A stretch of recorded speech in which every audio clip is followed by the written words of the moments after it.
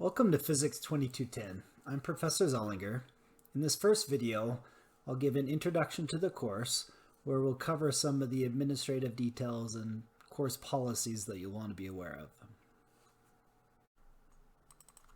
Before I get into how this course is going to operate, I feel it's important that you fully understand what you're getting yourself into by taking this specific summer Physics 2210 online course. Please understand this is not a traditional online course. It's what I'm calling an emergency online course. There's two reasons for that. The first reason is that Physics 2210 is our calculus-based physics course, and most universities do not offer Physics 2210 online.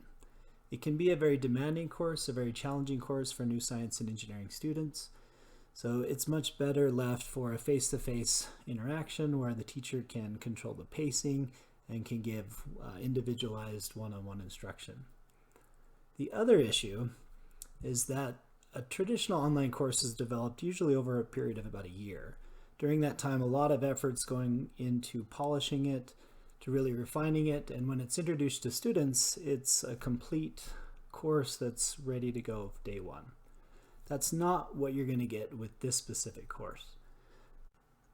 I was fully prepared to teach the face-to-face course during the summer. It's the switch to online that's really caused the problems. So what's happened is I've had about a week to prepare this course. So what you're going to see is that I'm going to be just a few days ahead of you guys as far as posting the course material. And you shouldn't expect a nice polished product just simply because of our time restrictions. So here's the consequence. We're basically going to follow the same pace and structure of the face-to-face course that was originally scheduled. The only main difference is that you'll be watching a lecture video rather than meeting me in class every day. The original schedule was Monday through Friday, about 2 hours of lecture each day, and of course personal study and homework time that you'd have to invest after that. I'm going to strongly suggest that you follow this schedule throughout the semester, whether the course is online or not. Please understand that I am obligated to cover the same amount of material whether the course is online or in person. We have a lot of material to cover in 6 weeks, so we do need these 2 hours a day. I don't necessarily plan on having an hour and 50 minutes of video each day, but they will be long and you should plan on that so that we can cover all the material. As long as you understand what's unique about this online course versus a traditional online course, I think you'll do just fine. I just think it's important that you understand the difference. Okay, so with that, I'm going to move into some of the course specifics. So let's start off with our textbook. So we do have a textbook. It's University Physics, Volume 1 from OpenStax. The advantage to this textbook is it's open source, so it's totally free for you guys to access. Let's go ahead and check out how you can get it. So if we just go to, just Google University Physics, Volume 1, pops up. It'll probably be the first one, so you can throw in their OpenStax if it's not finding it. Okay, so it pulled it up right away. Here's our summary. So for you to access it, you can view it online. So let's check that out. So you can go through section by section and read it online. Now, my personal preference is to actually download a PDF.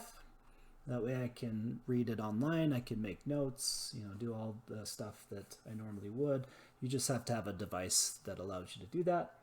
Or apparently there's an app that actually seems to be new. I haven't seen that before, so that might be a good option as well. Now, if you really want a hard copy, I actually prefer having a book in my hands, but to save on some money, I haven't been doing it for this one, so you can actually order a print copy. It's around $50. You don't have to do that, but if you would like to, that is available. So that is our textbook. You are expected to read the textbook, but I don't expect you to read every chapter, every section. it is one of those dense, long textbooks, so I try my best to only assign the material that we'll actually cover, and I'll show you where you can find that on our syllabus and on Canvas.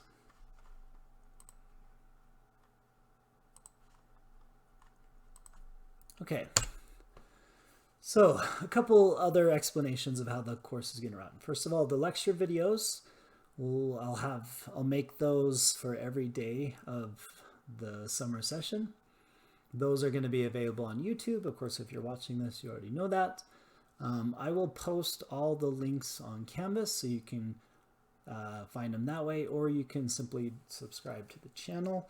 I am new to YouTube, as I'm sure you'll find out, so if there's any questions that come up with that, just let me know. All right, now the course policy. Oh, I did want to mention on the videos, you can usually expect about 2 per day. Now, it all depends on how long. I don't want to make an hour and 10-minute long video, so I might even do 3 sections, but how I'll label those is by day of the normal semester that I told you I was going to follow. So if you want to stay on track, then you can just look for the title as the days, and that'll help tell you if you're on track or not. Okay, first day of class, you always have to go over the syllabus. So all of our course policy is located on our syllabus, which you can find on Canvas. I won't go over every detail, but let's jump over to Canvas. I have that pulled up right here. So on our home page in Canvas, what I've posted is the schedule that I will try to follow.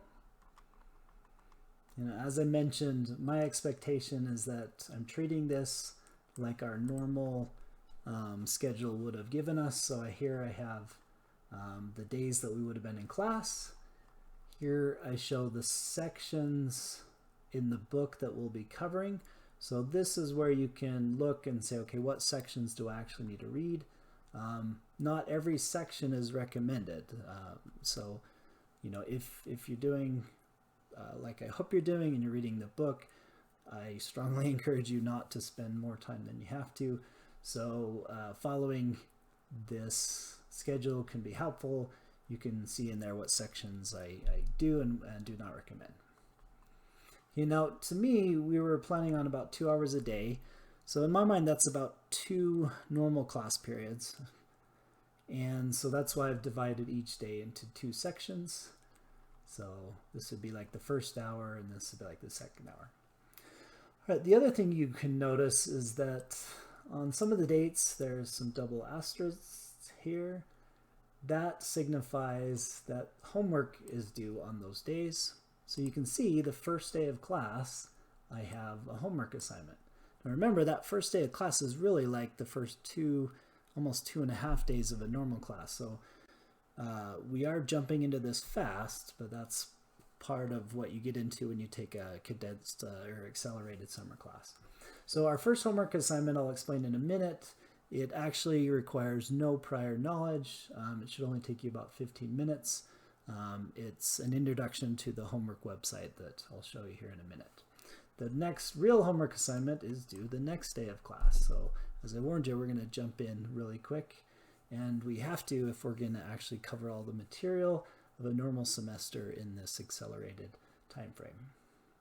Okay, so I strongly suggest you get comfortable with our Canvas page. This is where all the information is. So I mentioned the syllabus. So if you go to Files,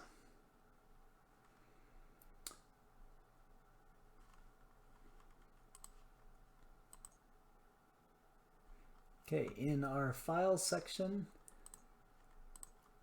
here is a copy of the syllabus. Let's just preview that. All right, now I know nowadays a lot of people don't read the syllabus, but I strongly encourage it. If you want to know what's expected of you for this course, it's all right here. Now my expectation right now is that you will read this so that you can understand what you're expected to do throughout the semester. So I'll give you a little bit of the basics. Okay, the first thing I'm going to talk about is your scores are divided into 3 categories: homework, miscellaneous, and exams. You can see that homework and exams are obviously the biggest contribution, and I'll explain miscellaneous a little bit later. Get an idea of your grading scale right there. Okay, I'll explain homework more in detail in a minute. Here is the key that you'll need. Let's zoom in a little bit to create your account for our homework website system. All right, and then I'll let you go through the rest of this material on your own. Now, I do want to mention that the schedule is available on the syllabus as well, so if you want to print this off and keep a copy of it, this is the same thing that's on Canvas, although I don't have the homework due dates on this one. Okay, I'm going to close that. Let's go back again to the home. Now, if you look through our assignments, I have posted all the assignments that I'm going to expect as far as homework and exams go. The due dates are all here. Actually, let me switch to student view. That way, this is what you'll be seeing. Okay, so again, this is a lot of the information on the syllabus. There'll be 3. There are actually 4 exams. I separated. The final exam is worth a little bit more because it's somewhat cumulative. It'll review some of the prior information. Okay, so the most important thing about this is the due dates. You've got to watch those due dates. Okay, now, they're all available right here. You can also switch up here to say show by date, so that way you know what's due next. So I mentioned that first homework assignment's due May 11th. So there it is right there. Now there's another feature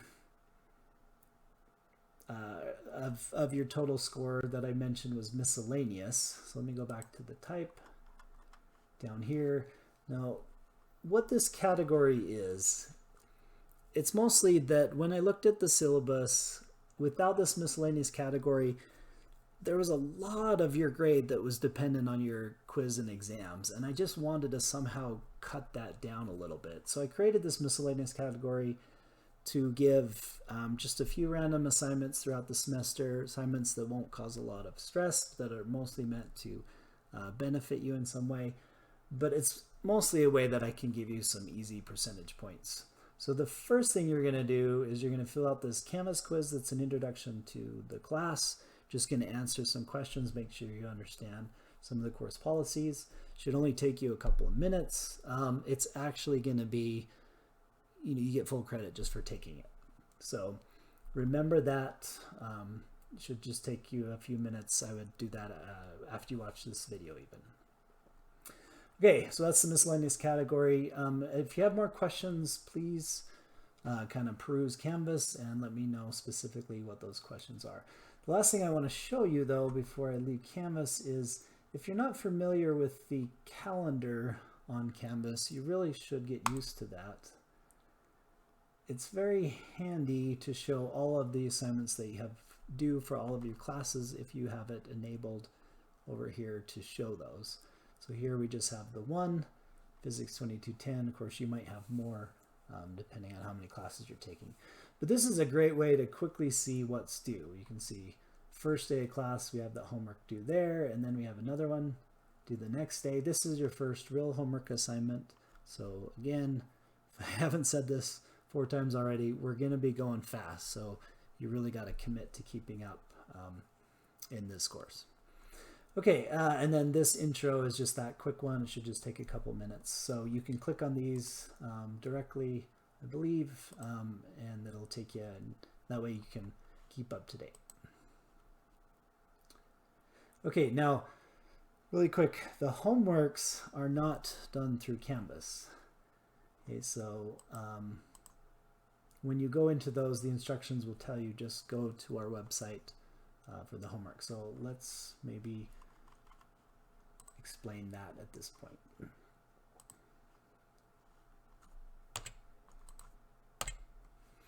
Okay, let's see. Before I explain homework, I do want to mention something real quick. So I have 5 hours a week that I'm holding virtual office hours. This is kind of a new thing for me, so we'll see how it goes. But anyway, my idea of a virtual office hour is these are the times that I will be at my computer. I'll regularly be checking emails. I'll check, there's a new feature on Canvas called Pronto that I'll try to get used to. I just barely saw that. So that might be a way to send a chat with me real quick. But anyway, that's the idea. Now, this course, answering questions and helping individual students, email is terrible to do that. It's just terrible to try to go through a complicated math problem with email. So what I'm going to strongly encourage you to do is connect with me on Zoom during these virtual office hours. Okay, I'll be at my computer ready. You can contact me and we can set up one of those meetings, and that way we can share screens and I can write stuff down. And it's just going to be so much better. So I know it's not the most convenient. I know email seems easy to you, but trust me, it's just a terrible way to learn physics. So I strongly encourage you to get over any fear you have of a virtual meeting, and let's connect through Zoom during these office hours. Now, if you absolutely can't meet during these office hours, I will try to be flexible if you set up other times with me, but you'd have to do that in advance. It won't necessarily be at my computer. And then lastly, I have 3 classes this summer, so I am going to be very swamped taking care of all of these courses now that they're online. So if you're emailing me outside of these times, I just can't guarantee that I'll get a quick response to you. I'll try to get, as a reasonable time, but, if you want kind of a guarantee of a quick reply, you should try to focus on these times. Outside of that, I can't quite guarantee how quickly I'll be able to get back to you. Okay, so now let's get to homework and exams. So the exams will be completed through Canvas.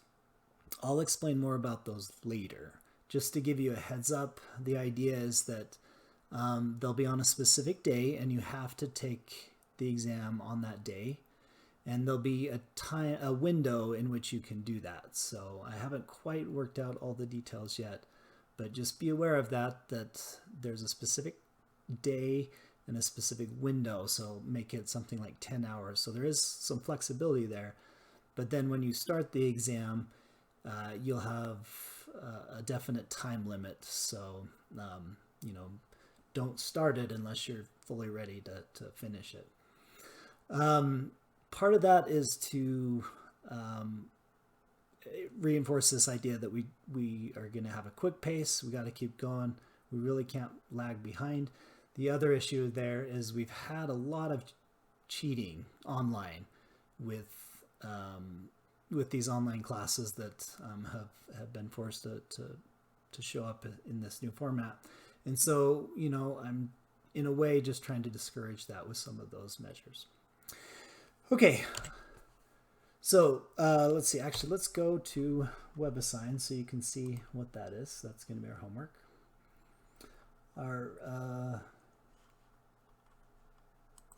Okay, so I'm just going to go ahead and type in webassign.net. All right, now for you guys, what you would do is the first time you go to the website, go into Students. Okay, and then you want to say, whoop, sorry, I clicked on it. You want to say, I did it again. I have a class key. So we'll go right there. Okay, now your class key is available on Canvas, on the syllabus. So if you forget, you can look that up on the syllabus. That's in the Files section of Canvas. Here it is if you want to go ahead and enter this right now. Let's see, there it is. Okay, so I would go ahead and I would type in that number right here, and that will get me going on my way to enrolling in our homework course. Now, there is a downside. It is $37, about $37 for a semester. Now, one thing is you do have about 2 weeks. It's a little less. It's about 11 days to try it out for free. So you don't necessarily have to commit to paying it right now. If you are not exactly sure if this course is going to work out for you and you just want to kind of test the waters, then sign up, start on the homeworks. You have about 11 days before you have to fully commit. This is the only way that I'm doing homework, so you will have to commit at some point if you want to finish it out. The huge advantage, so I know it's a downside to have the cost, but that's part of the reason why I had a free textbook, because it's a lot cheaper than, you know, some of the couple $100 textbooks that we could have used. The other issue is this is a well-developed site and you get instant feedback, and it's just so much better when we're at such a rapid pace in this class. So just to show you what WebAssign looks like, I'll go ahead and log into my account.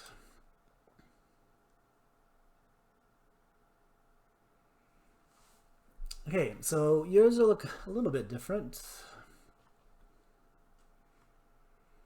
Something like this. Now, I can't really show you this one yet because technically in the student view it hasn't started yet, so it's limiting what you can see.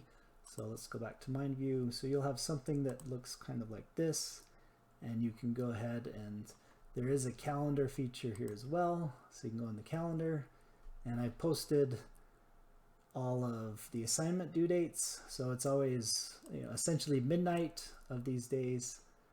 So you can quickly see what's due. I also posted when the exams will be. So that'll help follow, but we won't be taking the exams here. We'll be doing it through Canvas. Okay, so please let me know if you have questions about how to operate this website. Please take the intro to WebAssign. This is going to be a good tool to if you've never used an online homework system before. Okay, now there is a couple of settings that I have control over. I mentioned that I like WebAssign because you can get some instant feedback and it's a well-developed site. So I will explain what those benefits are. Okay, so you can have 5 attempts per question to get it right. So that takes some of the stress off. You know, you can just try a problem, do the best you can. If you get it wrong, then go back and figure out what was wrong. So you have 5 attempts. Now that's 5 attempts per part. So like if question 5 has 3 parts, A, B, and C, each one of those parts has 5 attempts. So it's not necessarily 5 divided up by all those parts. It's every time you have to enter an answer, you get 5 attempts. So as long as you get it within those 5 attempts, you'll get full points. Each numeric question has a 1.5% tolerance. What that means is if your number is within 1.5% of the actual number, you'll get it right. Now, that's not a big tolerance. That's only there for small rounding errors. That won't save you if you make a noticeable mistake, or at least mostly it won't save you if you make a noticeable mistake in the physics, but it's mostly for rounding errors. So speaking of rounding errors, that's when you round too early in your calculations and it throws off the rest of the results. So my strong advice is don't ever round to like 2 digits. Always keep like 3 or 4 at least until the very end, and that will save you from getting round off errors and getting outside this tolerance. Okay, now there is an issue, multiple choice. You will have some multiple choice questions. Obviously, if there's 4 multiple choice options and you have 5 attempts, then there's no reason to even think about it. You just guess. Not that anybody would actually do that, I'm sure, but that's an issue. So multiple choice does have a penalty every time you get a wrong answer. So here's the formula if you're interested. You don't really need to worry about that. Just think, you know, try to get it right the first time, and then it's worth less points each time you try. So that just eliminates the motivation for random guessing. Okay, there is no penalty for using hints. Many of the problems have hints that you can use, and for some reason I have the option of penalizing you if you use those. That doesn't make any sense to me, so that is not an issue. Feel free to use them if they help. Okay, lastly, I will not accept late assignments. You know, the main reason for that is we just can't fall behind in this class. And late assignments tend to encourage that. This is like a snowball. It's turning into an avalanche. If you get behind, you're going to be caught up in that avalanche. So that's the main reason why I don't accept late assignments. However, I do understand that life happens and that things come up occasionally, so I will drop the lowest 2 homeworks at the end of the semester. Now, please understand, though, that homework is the best way to test yourself and prepare yourself, and the exams are meant to test if you're understanding and can do the actual problems. So homework is the best way to be ready for the exam. So even if you decide not to do an assignment, keep in mind that that may end up hurting you quite a bit on an exam. This is more like if you just have a scheduling conflict or your internet cuts out unexpectedly, or that's really the main reason why I did this. Okay, and then the other reason why I don't accept late assignments is after the due date on WebAssign, the answers and solutions are available, so you can go back and use those as study if you want. Okay, please let me know if you have questions on WebAssign. Okay, we're almost done with the boring administrative stuff. So we talked about how no late work will be offered. Same goes for the exams. If you miss an exam date, I'm sorry, you just missed it. There won't be any makeups offered. This class already has a lot of flexibility, so I don't really feel too bad about that. We can't fall behind. That's the main issue there. Okay, lastly, this is an online class. You have a lot of flexibility and invisibility in a way in how you're doing your homework and exams. And so just be aware that I have no sympathy for cheating, just absolutely no sympathy. In fact, what I'm going to do is if there's evidence that you cheated on an exam, you just failed the course. It's not you failed the exam, you just failed the course. So keep that in mind. Just don't cheat and nothing will be a problem. Also be aware that we are getting wise as to some of the tricks that people are using. There are websites, Chegg is a great example of it, where you can actually upload material and they will solve it for you and then get it back to you quickly. And people are doing that. But also keep in mind that it's easy for me to find out if my exam popped up on Chegg, and they will give me the information as to who uploaded that. So, just don't do it and we'll all be good. The other thing you should think about, if you want to be a scientist and engineer, at some point you've got to develop problem-solving abilities. You've got to be able to handle difficult situations. So you're really cheating yourself if that's what you're relying on. It's going to come back to haunt you at some point. Someday you want people to pay you because you're able to get through these difficult, challenging situations. And if you never train yourself to do that, then they're never going to pay you. So keep that in mind. You're also hurting yourself, although I understand it seems like it's helping at the time. Okay, all right. So I think that's all the administrative stuff. I did want to address this question. What if I don't like to watch long videos on YouTube? Well, I get it. I do. I really do. I wouldn't necessarily choose to sit and listen to myself ramble on about physics for a couple hours every day. So I understand. But there's 2 issues here. One, that's the class. And so, if that's going to be a problem, then don't take the class. Wait until you can do it face-to-face or some other opportunity arises. The other advice I can offer you is, you're in control of the pause button. So if you're bored and you're restless, then push pause, go do something else for a while, and then come back.